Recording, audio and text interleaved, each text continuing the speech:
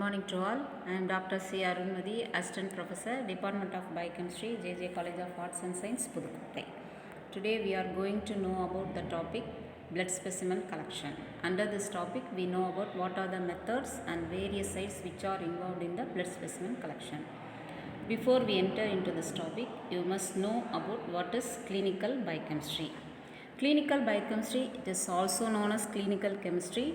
It is a laboratory service absolutely essential for all hospital laboratory investigations. It is the branch of laboratory medicine in which the chemical and biochemical methods that are applied to the study of all diseases. It is confined to the studies on blood and urine because of the relative ease in obtaining such specimens, although and that analyses are made on other body fluids such as gastric, aspirate and cerebrospinal fluids.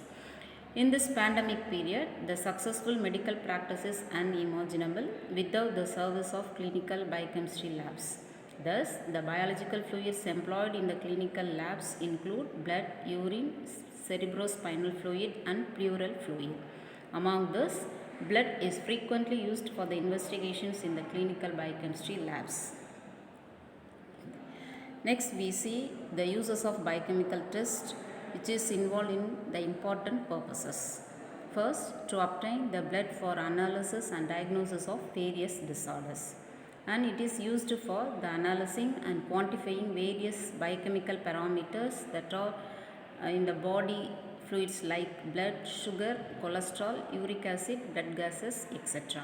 And the important purpose for the measurement and morphological assessment of blood components, for example, complete blood counts including red blood cells, white blood cells and platelets. In microbial infections, culture and antibiotic sensitivity of blood, in some cases septicemia.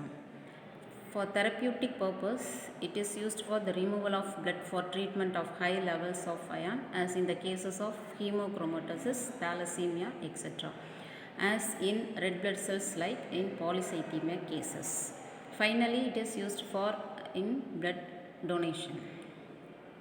Now we see about what are the requirements of blood collection. Collection tubes, sterilized syringes, tourniquet, spread cotton, and the important point is the site preparation and personal safety, the test orders of test tubes, storage and preservation. Then the collected blood is used for various tests like hematological test, biochemical test, serological test and cultural test. Then we enter into the main topic, methods of blood collection. The blood can be collected from different sources, classified into venous, arterial and capillary blood collection. First we see about the venous blood collection. Here the blood can be taken from a vein. Most commonly, the blood obtained from the superficial veins of the upper limb. In some cases, the veins of the upper limbs are not available. Other sites may be used for blood drawing. The most common preferred site is the median cubital vein due to its superficial and present in almost of all people. The basilic vein of the dorsum of the arm or dorsal hand veins can also be used for blood drawing. Then the veins of the foot are the least preferred ones because they have higher chance of complications. Next we see about the arterial blood collection. It is a less common method site for the blood collection. The most common reason for taking blood from the artery is artery blood gas analysis. For this arterial blood sample collection, the syringe and needle is held like a dot. The index finger is used to locate the pulse. Then the withdrawal of a sample from an artery requires training pupil. Then we see about the capillary blood collection. It is required for only minute quantities. The most common site preferred for this is the finger pads of third, that is the middle, and the fourth, that is the ring fingers of the non-dominant hand. The tip of the finger or the center of the finger should not be used for this capillary collection. The fingers that are cold or cyanotic, swollen, scarred or covered with the rash should also be avoided. Fingerstick method.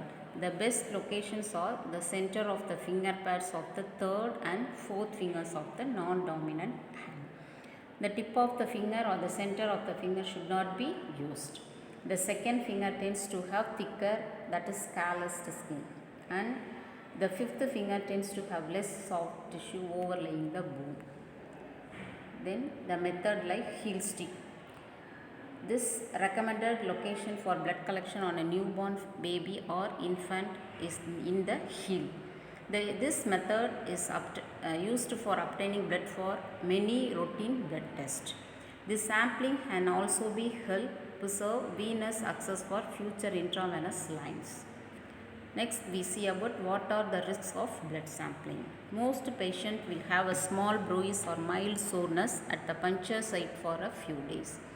So next we see about what are the areas to avoid when choosing a site for blood drawing. Certain areas are to be avoided when choosing a site for blood drawing. Extensive scars from burns and surgery, that is difficult for the sampling.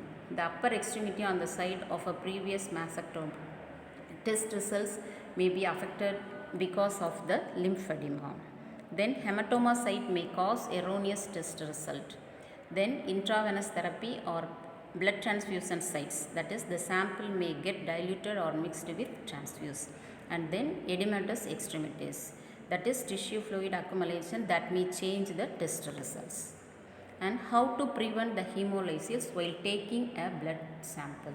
Mix the blood gently and do not shake vigorously. When we using a needle and syringe, avoid drawing the plunger back too forcefully. Should be avoid a probing traumatic venipuncture and avoid prolonged tourniquet application. Should avoid massaging, squeezing or probing a site, and then avoid excessive fist clenching. If blood flow into tube slows, adjust the needle position to remain in the center of the